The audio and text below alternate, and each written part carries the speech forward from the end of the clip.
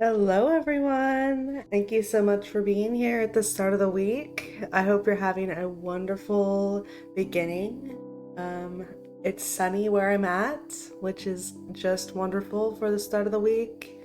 And I'm really enjoying how the sunlight kind of filters through the house and it's cold outside, but getting some fresh air um, blowing through these spaces has been really, really nice. So we're enjoying that this morning. Some things that we're grateful for. Today's stream is our just chatting, setting a reflection of the week. I have decided to do this reflection of the week because it's something that I feel is helpful for myself in kind of this healing journey that I'm on and being intentional and continuing to grow. And I feel that that is something that we can certainly do together. As always, if you have something to add, this is meant to be more of a conversation. This week, we're actually going to be discussing self-forgiveness.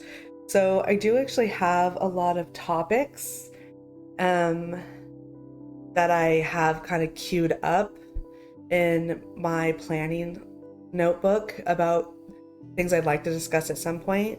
But this week's topic of self-forgiveness just kind of jumped out at me this morning. And so it's kind of special in that way. I think it told me it was time to kind of discuss that. So to start with this idea of self-forgiveness, I think it's appropriate to define what we mean by that. And I did a little bit of research online about different definitions of the term, and I think that this one, by Very Well Mind, is most applicable to kind of the discussion I think we should have, in that it defines self-forgiveness as accepting what you can't change, learning from your mistakes, and understanding that you did your best. That to me is different from this idea of self-acceptance, although you can kind of see some crossover in the language. And positive psychology defines self-acceptance as the state of complete acceptance of oneself. True self-acceptance is embracing who you are without any qualifications, conditions, or exceptions. So the reason I'm comparing those two terms is because there is some overlap. And I do feel like kind of addressing that overlap fleshes out a little bit better this concept of self-forgiveness. Self-acceptance to me is more of a neutral state. It's more of an acknowledgement of yourself as you are, like it said, without those external or even internal qualifiers, just as you have presented, you in this moment, things of that nature. Whereas self-forgiveness, I feel, has a little bit more of a goal orientation, to me at least, because it's kind of a response and also a practice. Because I think self-forgiveness is most evident when we are kind of holding something against ourselves. For me, this is kind of why this topic has come up, this idea of self-forgiveness as trying to process some past experiences and how I showed up in those past experiences. So to me, self-forgiveness feels a little bit more dynamic because it's more, I think, encouraging of a process of reflection of what happened, what you can do better, and also, I don't actually, you know what? I don't like that word better. What you can do differently to be more in alignment with your intentions. And also that, I think, hug that you needed at the time, because oftentimes when we feel that we need self-forgiveness, it was in a moment of a heightened state of some kind. And those are usually challenging moments. So, it's certainly not to let yourself off the hook for the impact of your actions, because a very important part of this process of self-forgiveness is also the acknowledgement of the potential harm that you may have done and reconciling that, and apologies and things of that nature that need to be issued kind of after a moment where you are looking to self-forgive, and also that kind of interplay with that acceptance. But I do think in this case some acceptance of things that cannot be changed as well. I think it can be, the self-forgiveness can come regardless of any sort of external factors, but there is certainly an acceptance that that apologies that you need to give aren't necessarily required to be received. And that's just kind of where a little bit of that validation to your work and your healing kind of comes from, that even though things that you did maybe couldn't be undone, you still, show up for yourself going forward. And we'll get a little bit into that later on. So I think it's kind of apt at this point to look at, we know what self-forgiveness is. Why exactly do we need it? Besides the fact that not having self-forgiveness does not feel good, we have the kind of practical reality that withholding this forgiveness from yourself can prevent progress. Because when you have not forgiven yourself for past actions, whether that's not showing up for yourself the way that you wanted to, or others, or self-abandoning, things of that nature, if we don't feel worthy of care, accomplishment, and success, it's challenging to move towards those things. Not just because I think you have to feel worthy, or, like that same idea of you can't receive love until you learn how to love, or or whatever that expression is. And I don't necessarily agree with that, because whether or not you feel worthy of love, you're still capable of being loved. But there is something to say with, I think, any of these kind of categories related to care of the self in whatever sense, whether that's physical, mental health, emotional health, relational health, interpersonal health, that there needs to be a compulsion towards action. And what I mean by that is, if you don't feel worthy of love, maybe you'll reject it. If you don't feel worthy of care or accomplishment and success, or for example, if you don't feel worthy of healing, it can be challenging to heal. But it's not necessarily that you have to feel that you are completely worthy before that journey starts, because that kind of brings me to my next point. If you don't necessarily believe that you are worthy of all that you desire today, you can go through the motions of believing it too. Because I believe in fake it until you make it, because there's an inertia of taking care of yourself even if you don't feel worthy. Because as you start to get habituated to a certain habit, like for example, getting up and getting dressed every day, let's say you don't feel worthy of feeling put together, or you don't feel beautiful, but as you over time just continue to show up for yourself in that way, it will eventually, that kind of feeling comes with it. So I just want to qualify, I don't necessarily believe that you have to already be there, because then that's kind of self-defeating. You're like, I don't feel worthy of love, and then otherwise you're in that same battle. I'm not worthy of love, then I can't be loved. Or I'm not worthy of success, so I won't succeed. At some point, it's just that beginning parts of moving towards what that feels like, what that looks like in your habits, in your relationships, and things like that. But I do think it's important to believe, or go through the motions of believing, that you are worthy of all that you desire today, not tomorrow, or when your dream self. This concept of the dream self, I think, is kind of sabotaging to self-forgiveness, because I think there are a lot of things that we kind of feel like our dream self will have that we don't have, and therefore we're deficient. So it's kind of self-defeating. It's also self-defeating in that way, because you get there to that quote-unquote dream self, which I don't necessarily like that expression, because like I just said, it kind of implies that there's like a lack of in your current self. And even if you do want to intentionally improve, we're talking about fundamental concepts like worthiness that is constant. your worth as an individual, as a person, is constant, regardless of whether or not you're getting up and going for a run, every day. Like, those things don't change our worth. But to actually accomplish those things, you have this, going back to fake it or make it, fake it until you make it. You get there by having the beliefs, routines, and behaviors of this dream self. But those are things that you can often do today. So it's kind of like counterintuitively, you are already your dream self. But if we continue to push and other the dream self, then it becomes this obstacle. And so that's kind of the way that I feel like self-forgiveness can prevent progress. Essentially, it keeps us from feeling worthy or capable of accomplishing the things that we want to do, and at the very least, showing up for ourselves today in the capacity that we have. Because, kind of like, again, like that example, if you don't feel that you are worth getting out of bed for, it becomes challenging.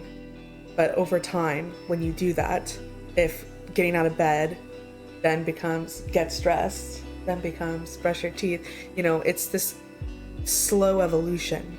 But it does start with that I am worth getting out of bed, like just the more fundamental things, because the dream self is just this concept of these little steps and actions and developments of these habits and routines that you can get over time. But if your dream self gets up and, gets ready, that can be defined differently today than it is a year from now. And how that looks might be expanded a year from now, but it's still your dream self / your current self showing up for yourself in the capacity that you're able, with the skills that you have today that you can develop over time. Your routines can change and expand over time, but you're just as capable today as doing that to the best of your ability. Some days it is literally just getting out of bed, and we don't have to get dressed. Okay. I'm certainly somebody who has done that, and that's okay, because we have days with different energy, different things like that. But in that moment, it's recognizing that's what you have. And over time, we can use habits and routines to kind of help us when we don't feel like it. But even just that, what you have, what is your best for that day, that's something that's everything. And then in addition, why we need it, why we need self-forgiveness, we're also looking at how in all of those ways it damages our relationships with ourselves. Because I saw this expression, and I'm so sorry, I can't remember the source, a few weeks ago, that said, you might think you're self-aware, but if it's only full of self-criticisms, then you're just being mean to yourself. And I think that that's important too with self-forgiveness. You can have done something that is very out of alignment with yourself that you maybe even regret. Hi, Frame. Thank you for stopping by. And you're still somebody who is worthy of all the good things. Like, you're still your spot. You still, maybe bring a light to the room, or you're someone's favorite conversation during the day, or, everyone can't wait to see what meme you send in the group chat. There are so many dualities to ourselves that we are not just our mistakes. And I think it's very easy, especially when we're in the space of self-improvement, to hyperfixate on just things we want to change. But we are the good and the bad. And so I think that balance is what's important, and self-forgiveness can help restore that balance.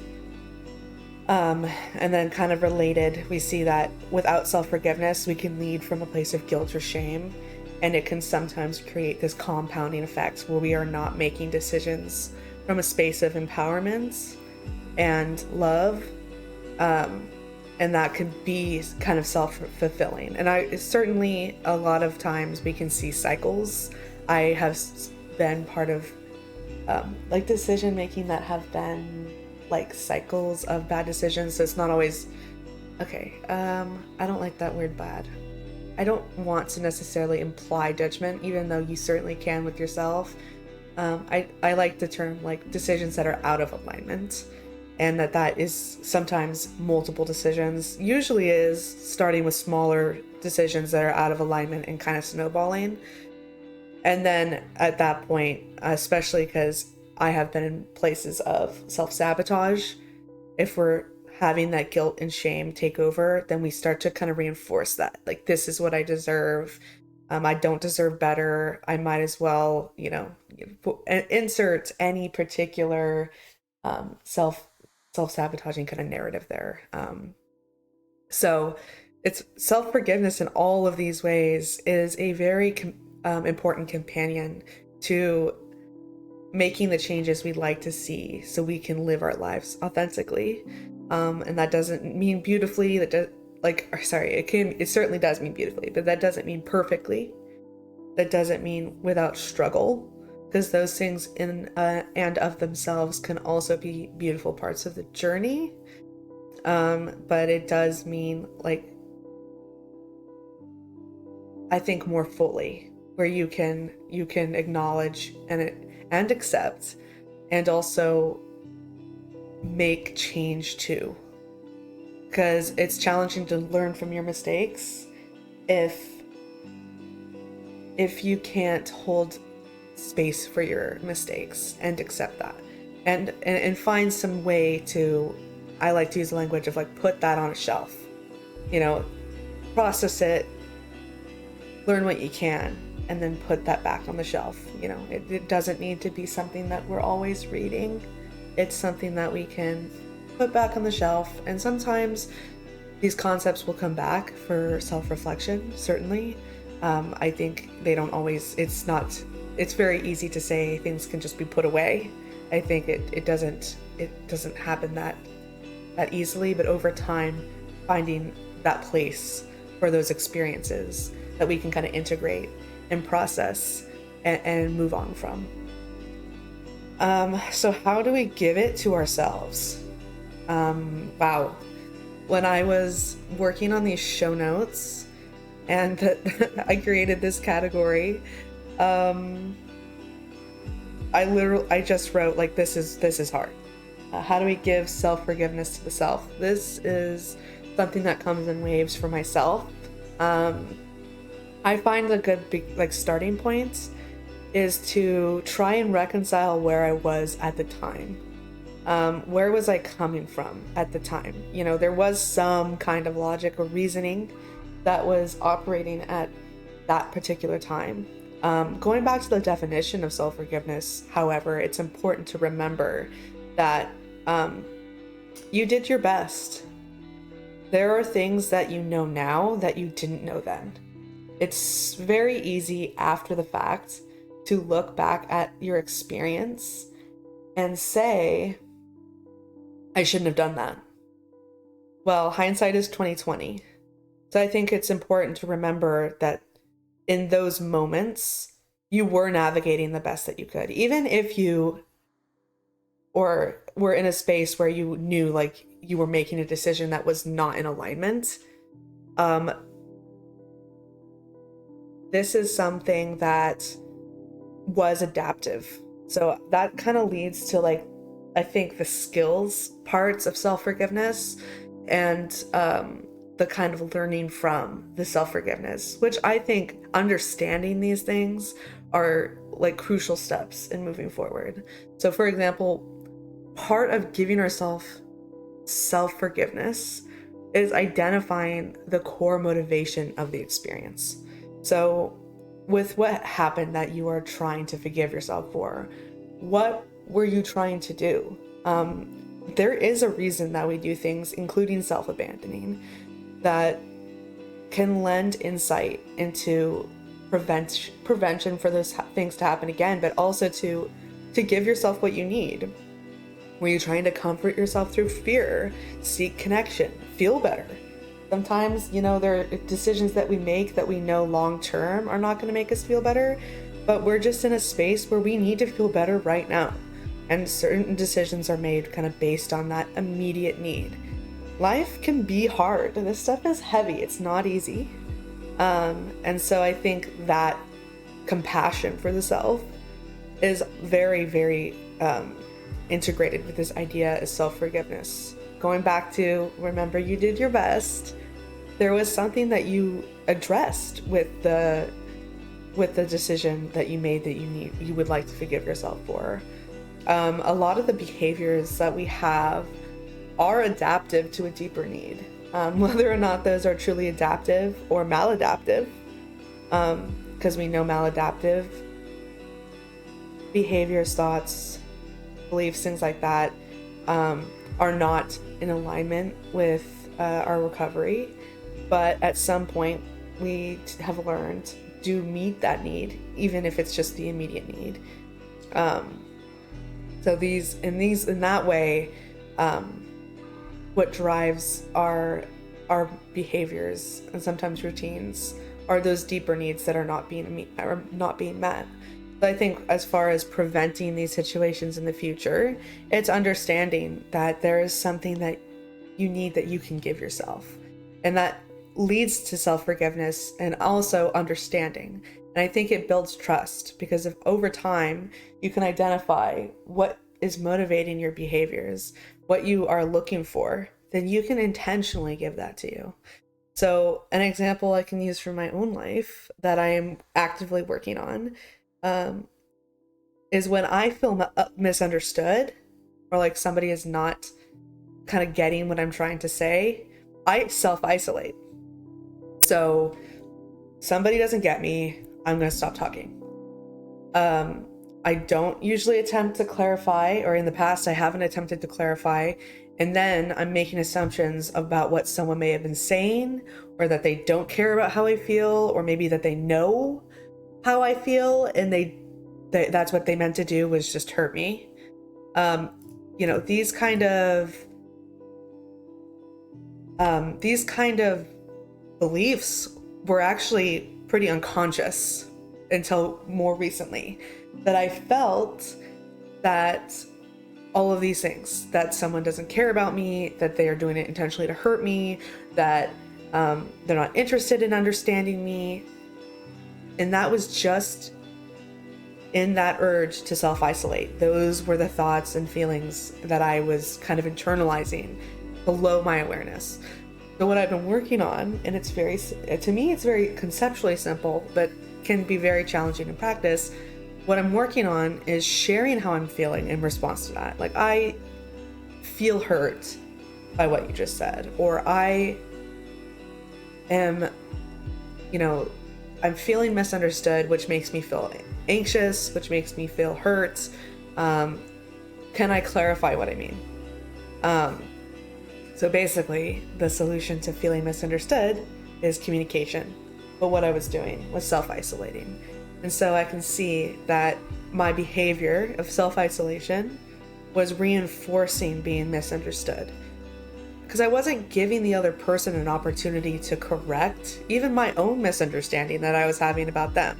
Because many of the people in your life, I'm speaking for myself, because we know that we have people in our life that are at various levels of healing. So sometimes people do intend to intentionally hurt us, not necessarily speaking about those individuals, but the people in your life who love you do sometimes, or are not trying to hurt you. And this is something that I'm learning with like this trust, this rebuilding of trust, is that typically people want to understand you and they care that you're hurt. These are very basic, kind of, for me now, non-negotiable elements of the relationships I have in my life. That this ability to kind of step back, even from the conversation, and have like a meta check-in about, hey, this conversation is making me feel X. So that is where I feel that finding that deeper need that needs to be addressed is helpful in giving self-forgiveness.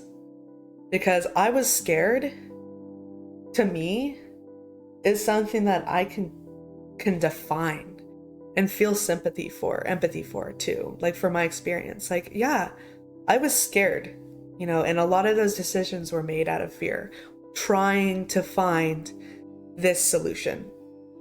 And I mean, with reflection, you can see, well, maybe like clearly those decisions were not helping me in getting to where I wanted to be, to answer those questions, to address those deeper needs.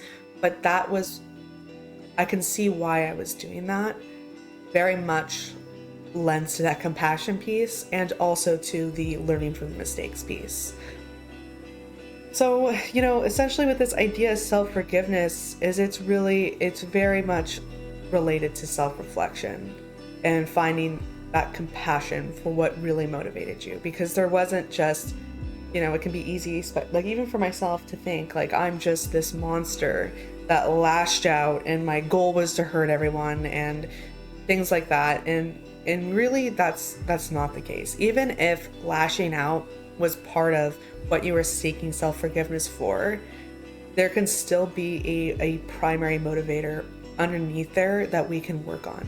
For example, if you lash out and hurt and potentially hurt people, and continue to self-isolate, there could still be if underlying need of like, I don't feel worthy of friendship or love or narratives like that are kind of preventing ourselves from that healing and the beauty of life, which is this community aspect of having people in our lives that we love and that we appreciate and that we get to grow with. I mean, that goes right back to why we need it. You know, it's so that we can progress meaningfully and we can have relationships led from a space of growth and understanding, because nobody's perfect and people make mistakes. How can we find the meaning in those mistakes and be able to move forward? So that's kind of what I've been thinking about this week. I guess kind of today I woke up and self-forgiveness said, we're talking about this today. That came to me. So that's kind of what I feel is going to be kind of guiding me this week. And it's an ongoing process as well. I don't feel like this is something that just happens overnight. And I think you can kind of have, you know, it's that whole saying that healing is not linear. And I very much believe that, that it's a journey, but it will likely come back up again. And it might even be beneficial to come back up again, because as you learn and grow in other areas of your life, sometimes you can reevaluate a previous situation and glean even more insight into what happens and what you can learn from that. So it's definitely one of those things that, as much as is useful, I try to be intentional not to focus on rumination, because I think there is a fine balance between reflection and stagnation. And it's kind of a fine line, because at some point it can distract us from the present, and that is where we are actively living our lives. So I think that's really my concluding thoughts this week about self-reflection. Thank you for kind of being here with me as we're setting the intention for this week.